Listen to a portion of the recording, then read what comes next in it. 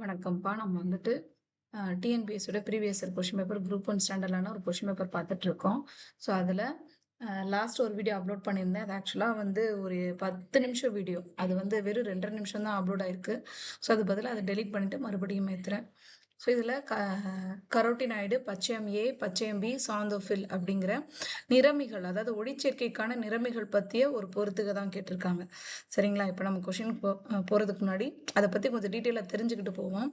So இப்போ ஒளிச்சேர்க்கை நிறமிகள்னா என்ன? ஒளிச்சேர்க்கைனா என்ன? நமக்கு தெரியும். ஒவ்வொரு தாவரமும் பசுமையாக எதெல்லாம் இருக்கோ அது தனக்கு தேவையான உணவை தானே தயாரிச்சுக்கிறோம். ஸோ இதில் ஆல்காக்கள் பொருந்தும், சில பாக்டீரியாக்கள் பொருந்தும். இது எல்லாமே தனக்கு தேவையான உணவை தாங்கிட்டே இருக்கக்கூடிய அந்த பச்சையம் அல்லது பசுங்கனிகம், குளோரோஃபில்னு சொல்லக்கூடிய அந்த நிறமியை பயன்படுத்தி தனக்கு தேவையான உணவை தானே தயாரிச்சுக்கும். ஸோ அப்போ அதோட வேலை என்ன அப்படின்னு பார்த்தோம்னா, ஒளிச்சேர்க்கைக்கு தேவையான ஒரு ஒளி ஆற்றலை உருவாக்குறது தான் அதுக்கான வேலை. அப்போ என்ன பண்ணும்? சூரிய ஒளியிலேருந்து ஒளியாற்றலை வாங்கி அதை வந்து இது நிறமிகள் வந்து என்ன பண்ணும்? செடிகளுக்கு பாஸ் பண்ணும். சரிங்களா? சரி, இப்போ இந்த இந்த டாபிக் எதில் இருக்குது அப்படின்னு பார்த்தோம்னா 11th பயோபாட்னியில் 13வது பாடமாக இருக்குது ஒளிச்சேர்க்கை. அதில் இந்த நிறமிகளுக்கான அந்த மூலக்கூறு வாய்ப்பாடு எல்லாமே இருக்குது. ஸோ இதை நல்லா பார்த்துக்காங்க. இதை மொத்தம் 3 விதமாக பிரிக்கிறாங்க: பச்சையம், கரோட்டினாய்டு, பைக்கோபிலின்கள். இந்த பைக்கோபிலின்கள் அப்படிங்கிறது ஆக்சுவலாக 2 தான், சயனினும் எரித்திரனும். இந்த எரித்ரோ அப்படிங்கிற வார்த்தை ரெட் கலரை சொல்லும், சயனின் அப்படிங்கிறது ஒரு நீல பசும் பாசி, அந்த மீனிங்கில் நம்ம எடுத்துக்கலாம். ஸோ அதுதான் சரியா. பச்சையம் ஏ, பி, சிடி, சி, அப்புறம் வந்துட்டு குளோரோபியம், பச்சையம் 650 அப்படி நிறைய பச்சையத்தில் இருக்குது. ஸோ நிறைய ஒளிச்சேர்க்கை நிறமிகள் இருக்குது. இதில் கராட்டின், சாந்தோஃபில் இதெல்லாம் கொஞ்சம் பார்த்துக்கோங்க. சரிங்களா? சரி, இப்போ நம்ம அடுத்து இன்னும் கொஞ்சம் டீட்டெயிலாக இருக்கக்கூடிய அந்த கண்டென்ட்டுக்கு போயிடுவோம். ஸோ பச்சையம்னா என்ன? பச்சையம் தான் இந்த ஒளிச்சேர்க்கை நிறமிகளில் முதன்மையான ஒரு நிறமி. இது என்ன வடிவம் அப்படின்னா தலைப்பிரட்டை வடிவம். நம்மளுக்கு தலைப்பிரட்டை எதில் பார்த்துருப்போம்? தவளையோட அந்த இளம் பருவத்தில் வரக்கூடியதான் தலைப்பிரட்டை வடிவம். ஸோ அந்த வடிவம் தான் இது. சரிங்களா? இதுல தலைப்பகுதி, வாழ்பகுதின்னு 2 இருக்கும். இந்த தலைப்பகுதி அப்படிங்கிறது என்னவானது அப்படின்னா நீரை விரும்பக்கூடிய ஒரு பகுதி. இந்த வாழ்பகுதி நீரை விரும்பக்கூடிய ஒரு பகுதி, இது எம்ஜி பைரால் அப்படின்னு சொல்லுவாங்க. ஸோ எம்ஜி பார்பைரின்னு சொல்லுவாங்க. இந்த பார்பைரின் அப்படிங்கிறது புரதங்கள், எல்லா நிறமிகளுக்கும் புரதங்களுக்கும் ஒரு அடிப்படையான ஒரு பொருளா இருக்கும். ஸோ இந்த எம்ஜி அதை வச்சு இப்போ ஹீமோகுளோபின்னா எஃப்இன்னு சொல்றோம் இல்லையா, அது மாதிரி. ஸோ இந்த எம்ஜி ஃபார்பைரின் அப்படிங்கிறது, இந்த ஃபார்பைரின் அப்படிங்கிறது 4 பைரால் வளையங்களால உருவானது. ஸோ பைரால் அப்படிங்கிறது என்ன சொல்லுவாங்கன்னா 4 கார்பன், அதாவது ஹைட்ரஜன், இது கூட சேர்ந்து ஒரு நைட்ரஜன் இருக்க மாதிரி இருக்கும். இதான் வந்து பைரால் வளையங்கள் சொல்லுவோம். இது மாதிரி 4 வளையங்கள் இருக்கு. சரிங்களா? அப்போ CH ப்ளஸ் அது கூட ஒரு எண்ணு சேர்ந்தா அதுக்கு பேர் பைரால் செட்டப்பு. சரியா? அப்போ ஒரு பார்பைரின்ல என்ன இருக்கும்? பைரால் வளையங்கள் இருக்கும். இப்போ வாழ்பகுதின்னு எடுத்துக்கிட்டா அது பைட்டால் அப்படின்னு சொல்லுவாங்க. ஆக்சுவலாக இது 20 கார்பன்களாலான ஒரு பிணைப்பு. ஸோ இதில் வந்து நீண்ட புரோபியானிக் எஸ்டர் பிணைப்பு இருக்கும். இதோட வேலை என்ன அப்படின்னா குளோரோஃபில்ல தைலக்காடுகளோடு இணைக்கக்கூடிய அந்த பார்ட்டாக இது இருக்குது. அப்போ ஒரு குளோரோஃபில்ல தைலக்காய்டுகளோடு இணைக்கிற வேலை யார் பார்க்குறா அப்படின்னா அந்த பச்சையத்தில் இருக்கக்கூடிய வாழ்பகுதியாக இருக்கக்கூடிய இந்த பைட்டால் அப்படிங்கிறது. இந்த பைட்டால் அப்படிங்கிறது 20 கார்பன்களால் ஆன ஒரு மூலக்கூறு. சரிங்களா? அடுத்து கரோட்டினாய்டு. இப்போ நம்ம நிறைய பழங்கள், இலைகள் எல்லாத்துலேயும் பார்த்துருப்போம். அதில் நிறைய கலர்ஸ் நம்ம பார்த்துருக்கோம் இல்லையா? ஸோ அப்போ அந்த ஒவ்வொரு கலருக்கும் என்ன காரணம் அப்படின்னா பச்சையத்தை கடந்து இருக்கக்கூடிய மற்ற எல்லா கலருக்கும் ரெட்டு, ஒரு மாதிரி எல்லோயிஷாக இருக்கிறது. ஸோ இதுக்கு எல்லாத்துக்கும் எது காரணம் அப்படின்னா கரோட்டினாய்டு தான் காரணம்.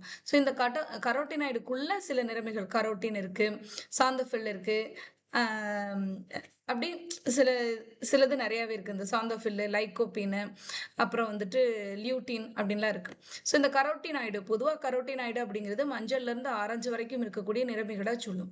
இது சூரிய ஒளியை ஈர்த்து பச்சையம், அதாவது முதன்மை நிறமியாக இருக்கக்கூடிய குளோரோஃபில்லுக்கு இந்த சூரிய ஒளியை ஈர்த்து அதை கடத்தக்கூடிய தன்மை. அது மாதிரி கட்புலனாகக்கூடிய ஒளி, அதாவது நீல நிறத்திலேருந்து ஆரம்பித்து ஊதா நிறம் வரைக்கும் இருக்கக்கூடிய எல்லாத்தையும் நம்ம கண்ணுக்கு புலனாகக்கூடிய ஒளிகள் எல்லாத்தையுமே வலிமையாக இருக்கக்கூடியது இந்த கரோட்டினாய்டு. ஸோ இதுலேயும் 40 கார்பன் அணுக்கள் இருக்குன்னு சொல்கிறாங்க. ஸோ பொதுவாக மலரோட நிறம் இலையுதிர் காலத்துல இலைகளோட நிறத்திற்கு காரணம். ஸோ அது வந்து ஒரு மாரி எப்படி சொல்றது? கிரீன் கலரா இருந்து, அது கொஞ்சம் பழுத்து எல்லோ கலரா மாறி, அப்புறம் காஞ்சு சருகாற வரைக்கும் ஒவ்வொரு கலரா மாறுது. ஸோ இது எல்லாத்துக்குமே இந்த கரோட்டினாய்டு தான் காரணம். இதுல கரோட்டின் அப்படின்னு எடுத்துக்கிட்டோம்னா, அது C40H56 அப்படின்னு சொல்லக்கூடிய டெட்ராடெர்பின்கள் அப்படின்னு சொல்லுவாங்க. ஸோ இந்த அமைப்புக்கு பேரு. எப்படி பைராலுக்கு வந்து C4H5Nன்னு சொன்னோமோ, அது மாரி டெட்ராடெர்பின் அப்படிங்கிறது C40H56. ஸோ இந்த மாதிரி இருக்கக்கூடிய ஹார்மோன் 40 அணுக்களை கொண்ட ஒரு கரிம சேர்ம குழுக்கு பேர் தான் டெட்ராடெர்பின்கள். ஸோ இது எதுக்காக அப்படின்னா வைட்டமினோட முன்னோடி பொருள் இதுதான் டெட்ராடெர்பின்கள்.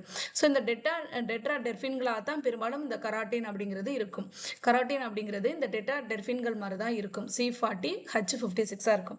ஸோ இதில் ஆரஞ்சு, மஞ்சள், சிவப்பு, பழுப்பு நிறமி ஹைட்ரோ கார்பன்கள் அல்லது லிப்பிடுகளாக இது இருக்கும் அப்படின்னு சொல்றாங்க. இந்த லைகோபீன்கள் அப்படின்னு சொல்றது பொதுவாக ரெட் கலராக இருக்கக்கூடியது. இப்போ தக்காளி, சிவப்பு மிளகா, ரோஜா இதுக்கெல்லாம் லைகோபீன்கள் காரணம். சாந்தோஃபில் அப்படிங்கிறது பொதுவாக மஞ்சள் கலரை சொல்லுவோம். ஸோ இந்த சாந்தோஃபிலுக்கும் கரோட்டினாய்டுக்கும் கிட்டத்தட்ட ஒரே ஃபார்முலா தான். எது மட்டும் வித்தியாசம் இருக்குன்னா இந்த ஆக்சிஜன் வந்து கூடுதலாக இருக்கு. சரிங்களா? ஸோ அது மாதிரி மஞ்சள் நிறமி வந்து சாந்தோஃபில், இதில் இருக்கக்கூடியது கூடுதல் வந்து ஆக்சிஜன்.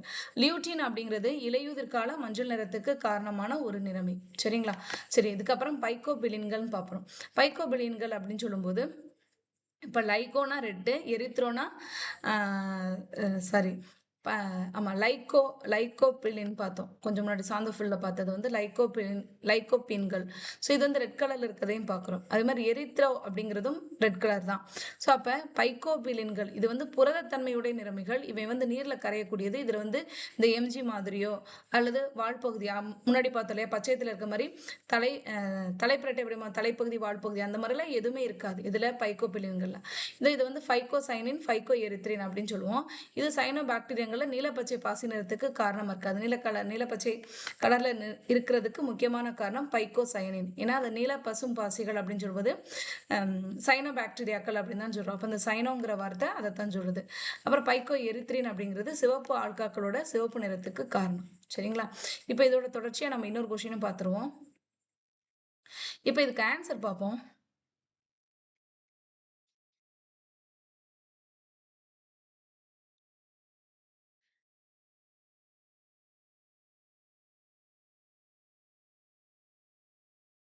இப்போ ஆன்சர் பாருங்க. இப்போ இதில் எது கரெக்ட் அப்படின்னு நம்ம பார்த்தோம். இப்போ கரோட்டினாய்டில் என்ன இருக்காது? கரோட்டினாய்டில் எம்ஜி அப்படிங்கிறது இருக்காது இல்லையா? பச்சையம் ஏவ்லையும் பிலையும் தான் இந்த மாதிரி இருக்கும். சாந்தோஃபில்ல கண்டிப்பாக எம்ஜிங்கிறது வரவே வராது. ஸோ அப்போ இதை வச்சு நம்ம ஈஸியாக இதை எலிமினேட் பண்ணி இந்த ரெண்டும் சரின்னு நம்ம சொல்லிடலாம். ஸோ இதில் வந்து 70 பச்சையம் ஏக்கும் பச்சையம் பிக்கும் என்ன வித்தியாசம்னா C55 தான். ஆனால் ஹச்சில் வேரியேஷன் இருக்கும்.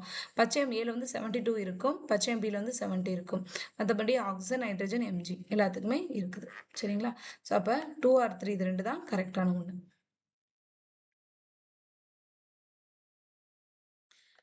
இது வந்து நோபல் பரிசு. நோபல் பரிசு பார்த்தது என்ன பார்த்துருக்கோம் அப்படின்னா மைக்ரோ ஆர்என்ஏ அப்படின்னு சொல்லக்கூடிய நுண் ஆர்என்ஏக்கான ஒரு அவார்டு கொடுத்தது தான். ஸோ விக்டர் ஆம்ப்ரோஸ் மற்றும் கிரே ரூக்கன் அப்படிங்கிறவங்களுக்கு மருத்துவத்துக்கான நோபல் பரிசு எப்போ கொடுத்துருக்காங்க? 2024 கொடுத்துருக்காங்க. ஸோ இது என்னது அப்படின்னு பார்த்தோம் அப்படின்னா இது ஒரு மரபணு செயல்பாடுகளை ஒழுங்குபடுத்தக்கூடிய ஒரு மிகச்சிறிய மூலக்கூறு. இதுக்கு வந்து பெருசாக ஒன்றும் கோடிங் இருக்காது. இது குறியீடற்ற ஒரு ஆர்என்ஏ தான். ஸோ இது வந்து புரதங்களை நேரடியாக உருவாக்காது. ஆனால் ஒவ்வொரு புரதமும் எந்த அளவுக்கு உருவாகணும் அப்படிங்கிறத தீர்மானம் பண்ணக்கூடிய பணி இதுக்கு இருக்கு.